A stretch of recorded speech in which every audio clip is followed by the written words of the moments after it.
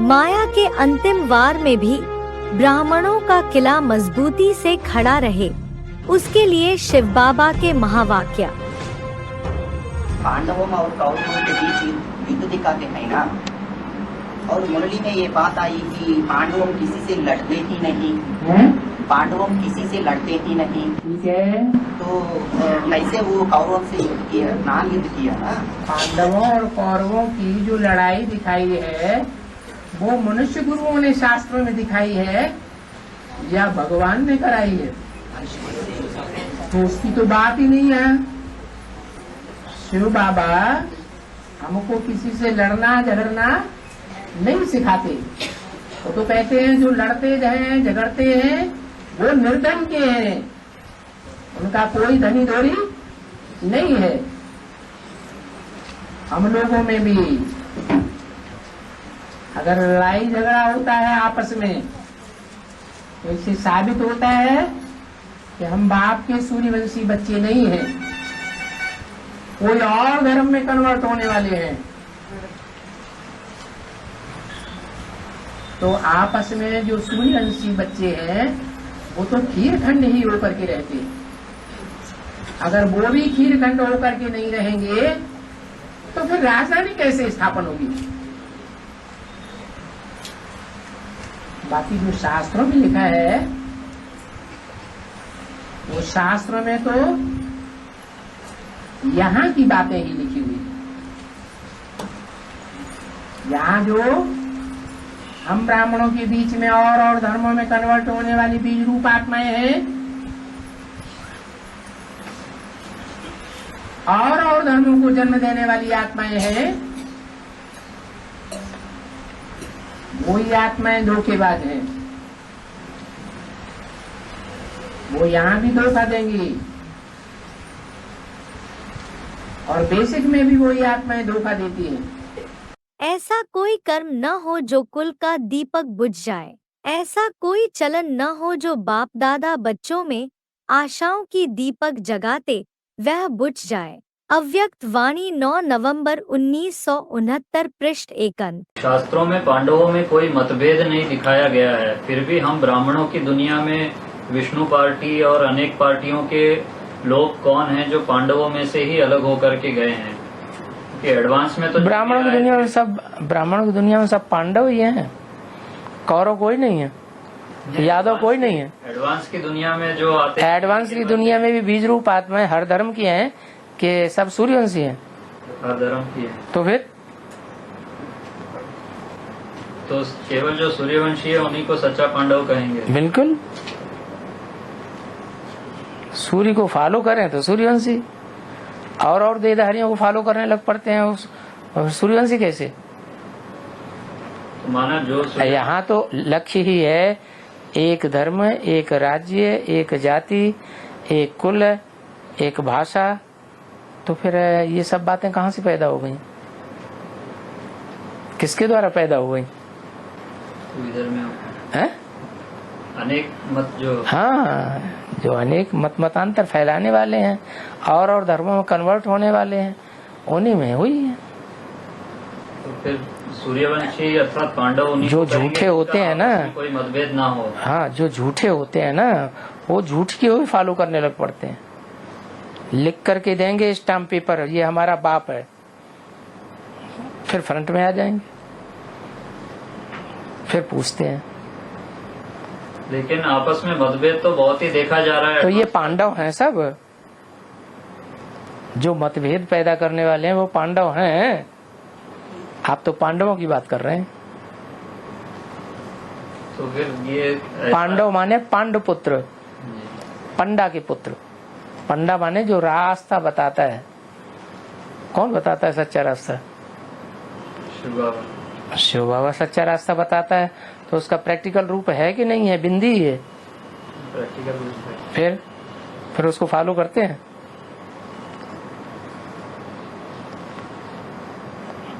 Follow करना भी बता दिया, 2 प्रकार से फॉलो करना है। एक कर्मणा में फॉलो करना है और एक आर्डर को फॉलो करना है। आर्डर में बाप को फॉलो करना है, कर्मणा में ब्रह्मा को फॉलो करना है। तो करते हैं। फिर वो पांडव कहां से हो गए? पांडव ही नहीं है तो मतांतर पैदा करेंगे ना। तो ये तो संख्या बहुत ही कम होगी एडवांस पार्टी में जो जिनमें आपस में कोई मतभेद ही ना हो। बिल्कुल, बीज रूप आत्मा है, वो सब धर्मों की बीज हैं, न कि सिर्फ सूर्यवंशियों की बीज है, सभी धर्मों है? और वो यहाँ प्रत्यक्ष भी होते चले जाएंगे। जो बच्चे आपस में लड़ते झगड़ते रहते हैं वो बच्चे हैं? वो निर्धन के हैं या धनी के हैं? वो तो निर्धन के हैं। किसको तुम बच्चा समझ लेते हो? है? अभी नहीं कहना। शिव बाबा के बच्चे पांडव होते हैं। पांडव आपस में कभी झगड़ते और लड़ते नहीं हैं। जो आपस में लड़ झगड़ के खलास हो जाने वाले वो कौरव और यादव संप्रदाय हैं, राक्षस संप्रदाय। हमारी तो किसी से लड़ाई नहीं है। आत्मा आत्मा, भाई भाई, वो मुख से बोलते हैं हम हैं आत्मा, तुम हो आत्मा, आपस में भाई भाई। तो प्रैक्टिकल कर्म दूसरा हो जाता है। आपस में लड़ते झगड़ते रहेंगे, लूट पानी होते रहेंगे, इसका मतलब बाप नहीं आया हुआ है फैसला करने के लिए, है? हाँ, विश्वास नहीं है इतना, इसलिए बाप के फैसले के ऊपर अविश्वास करके खुद आपस में ही लड़ना झगड़ना चालू रखते हैं। और जो आपस में ईर्षा दोष करते हैं तो उनका क्या होगा? वही है, ये लड़ाई झगड़ा ही तो है। लूट पानी होना माने लड़ाई झगड़ा, ईर्ष्या द्वेष करना माने लड़ाई झगड़ा। कहाँ सहन शक्ति धारण करनी है, कहाँ सामना करना है, ये जज करने की पावर चाहिए। हर जगह मुकाबला नहीं करना होता है, हर जगह सहन करने की जरूरत नहीं है। परख शक्ति तीखी होनी चाहिए। कहाँ सामना करना है और कहाँ सहन करना है वो भी हिसाब रखना है। जो ब्राह्मण परिवार है, ब्राह्मण सो देवता बनने वाला, उसके सामने क्या करना है? अपने परिवार के अंदर छोटे छोटे बच्चे होते हैं, बच्चे को गोद में माँ बाप लेते हैं, बाप उनको सर पर चढ़ाते हैं प्यार में, और बच्चा क्या करता है? उसकी नाक, उसके कान, उसके आंख, मुख, दाढ़ी नोच लेता है। तो बाप उस बच्चे के प्रति सहनशीलता का पाठ बजाता है या सामना करता है? सहनशीलता का पाठ बजाता है। तो ये भी देखना है कि हम सामना करना या न करना, ये कहाँ करना है कहाँ नहीं करना है, वो भी बुद्धि में अच्छी तरह बैठा हुआ। कोई भी इस कल्याणकारी युग में परिस्थिति आती है तो उस परिस्थिति को न देख, वर्तमान को न देख, वर्तमान में भविष्य को देखो। मानो कोई दुख देता है व गाली देता है, उसमें भी यह देखो कि मेरा कल्याण है। कल्याण यह है कि वह दुख अथवा गाली ही सुखदाता की याद के नजदीक लावेगी। बाहर के रूप से न देखो, कल्याण के रूप से देखो, तो कोई भी परिस्थिति न लगेगी। इससे अपनी उन्नति कर सकेंगे। अव्यक्त वाणी 23 जनवरी 1976 पृष्ठ 2 अंक। सेवा के फील्ड में जब हम हैं तो सहन करना है अपने परिवार के भांतियों के साथ। जब अपने परिवार के भांतियों के बीच में हैं तो सेवा भाव ऐसा होना चाहिए कि हम हर बात में सहन करने की स्टेज में रहें। और जो परिवार के नहीं हैं, हमारे ब्राह्मण परिवार के नहीं हैं, ब्रह्मा कुमार कुमारी नहीं बने हैं, ब्रह्मा बाप को या भगवान बाप को जिन्होंने नहीं पहचाना है, वो जब विरोध करते हैं तो हमें उनका सामना करना है, सहन करके नहीं बैठ जाना है। उनकी 10 बातें हमें सुननी नहीं है, उनको 10 बातें सुनानी है ज्ञान की। अपोजिशन करके। बाकी अपने परिवार वालों को ज्ञान सुनाने की बात नहीं है, उन्हें तो स्नेह देना है, प्यार देना है। अगर कोई ऐसी बात अपोजिशन की, संस्कार की, टकराव की आ जाती है तो सहन करना है। यही ईश्वरीय सेवा है। कहां सहन करना है, कहां सामना करना है, वो ईश्वरीय सेवा में ध्यान में रखने की बात है। जो ईश्वरीय ज्ञान की बातों का विरोध करे, श्रीमत के बरखिलाफ बात करने वाले को क्या समझो? तो रावण संप्रदाय हमारा दुश्मन है या दोस्त है? वो तो दुश्मन है। जब तक हमारी बात न माने, जो शिव बाबा ने बात कही है वो हमारी बात को न माने, बाप की बात को न माने, तब तक वो क्या है? वो रावण संप्रदाय है। और ये लॉ हाथ में नहीं उठाने की बात वो कैसे लागू होती है? वो ऐसे ही लागू होती है कि किसी को दंड देना ये हमारा काम है, ज्ञानियों का काम है। यह दंड देना धर्मराज का काम है। धर्मराज का काम। सामना करना मना कैसे है?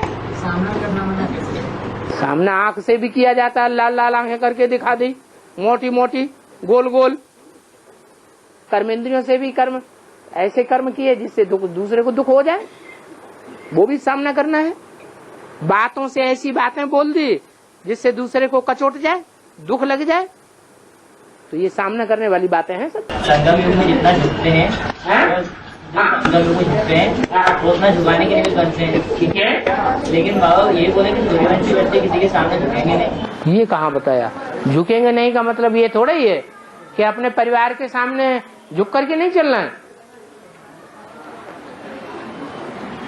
अपने परिवार में सहन करना है या सामना करना है, ये भी तो देखना है।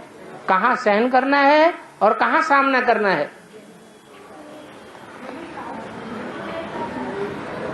अपने धर्म की, अपने परिवार के लोगों की स्थापना करनी है या उनका विनाश करना है? स्थापना करनी है। तो जिनकी स्थापना का लक्ष्य है, तो माँ को लक्ष्य रहता है कि अपने परिवार को वर्धन करना है, बढ़ाना है, पालना करनी है। तो माँ सहन करती है, तब होता है। ऐसे ही हम भी ब्रह्मा बन करके उनकी पालना करें, ब्रह्मा बन करके सहन शक्ति धारण करें, तब ये परिवार स्थापन होगा, तब ब्राह्मण सो देवता बनेंगे। हाँ, जो और धर्म हैं, और धर्म वाले हैं, उनको नहीं पनपने देना है। उनके सिद्धांतों को अगर हम पनपने देंगे तो ये दुनिया नरक ही बनी रहेगी। उनका मुकाबला करना है। मुकाबला करने का मतलब ये नहीं हिंसा करनी है। उनके बोले गए पॉइंट्स को हमें स्वीकार नहीं करना है। कई बच्चे कहते हैं, इतना पहले क्यों नहीं बताया? सहज मार्ग कहा, सहन मार्ग तो कहा नहीं। सहज मार्ग के बजाय सहन करने का मार्ग अनुभव करते हैं, लेकिन सहन करना ही आगे बढ़ना है। वास्तव में सहन करना नहीं होता, लेकिन अपनी कमजोरी के कारण सहन अनुभव होता है। जैसे आग का गुण है जलाना, लेकिन उसके गुण का ज्ञान न होने कारण उससे लाभ लेने के बजाय नुकसान कर देते, तो सुख के बजाय सहन करना पड़ता है, क्योंकि वस्तु के बजाय स्वयं को जला देते। गुण का ज्ञान न होने के कारण सुख के बजाय सहन करना पड़ता। वैसे समस्याएं व परिस्थिति आने के कारण का ज्ञान न होने के कारण आगे बढ़ने के सुख के अनुभव के बजाय सहन करने का अनुभव करते हैं। अव्यक्त वाणी 29 नवंबर 1978 पृष्ठ 1 अंत। अशांत करने वाली माया है, माया रावण है या बाप है? सरेंडर होने वालों ने एग्रीमेंट किससे किया है? बाप से किया। तो बाप को छोड़ करके क्यों चले जाते हैं?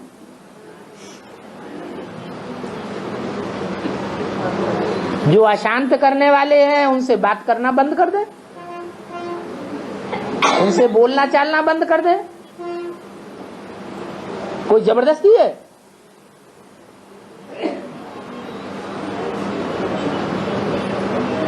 नहीं बात करते? नहीं चलेगा क्या? चलेगा या नहीं चलेगा? चलेगा।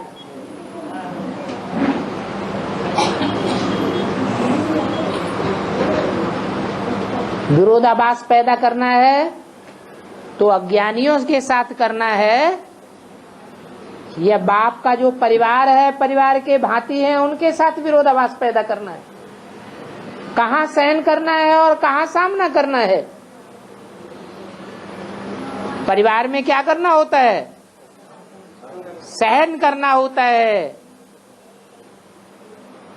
लेकिन विदेशी हैं, विधर्मी हैं, तो परिवार के साथ सामना करेंगे या सहन करेंगे? तो सामना करने लग पड़ते हैं।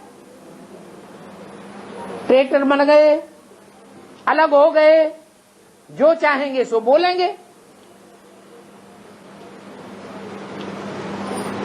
जल में रह करके तो मगरमच्छ से विरोध होता नहीं है, तो बाहर हो गए। कभी भी किसी भी बात में, किसी स्थान में, किसी सेवा से, किसी साथी से किनारा करके अपनी अवस्था को अच्छा बना के दिखाऊं, यह संकल्प नहीं करना। कहते हैं ना, हम इसके साथ नहीं चल सकते, उसके साथ चलेंगे। इस स्थान पर उन्नति नहीं होगी, दूसरे स्थान पर होगी।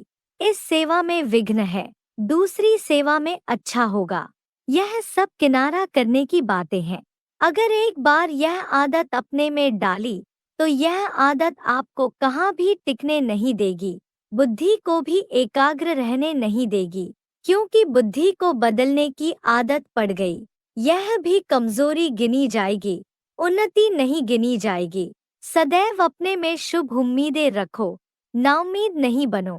जैसे बाप ने हर बच्चे में शुभ उम्मीदें रखी, कैसे भी हैं, बाप लास्ट नंबर से भी कभी दिलशिकस्त नहीं बने, सदा ही उम्मीद रखी।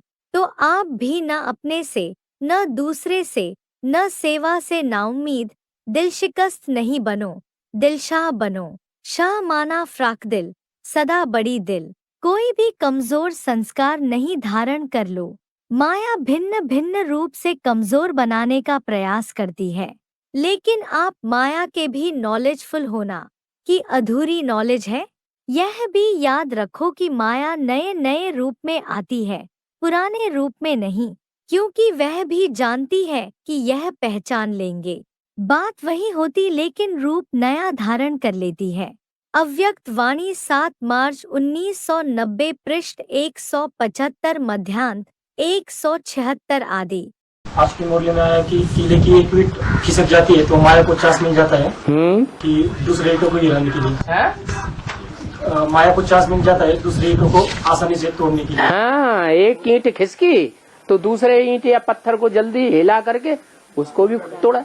2 टूटी तो तीसरे चौथे को और जल्दी निकाला जा सकता है। किले को मजबूत बनाने के लिए क्या करना चाहिए? क्या करना चाहिए? वहाँ ईंट पत्थर का किला बनाते हैं तो मजबूत किला बनाने के लिए क्या करते हैं? स्नेह का जो गारा है ना, स्नेह का जो सीमेंट है ना, वो मजबूत लगाते हैं। पहले किला बनाते थे तो सीमेंट नहीं होता था, चूना होता था, उड़द की दाल होती थी। उड़द की दाल को अच्छी तरह पीस के उसमें गुड़ मिलाते थे। इस सीमेंट में भी कभी देखना, गुड़ मिलाएंगे तो दुगुना तिगुना चौगुना मजबूत हो जाएगा। ये मिठास की बात है।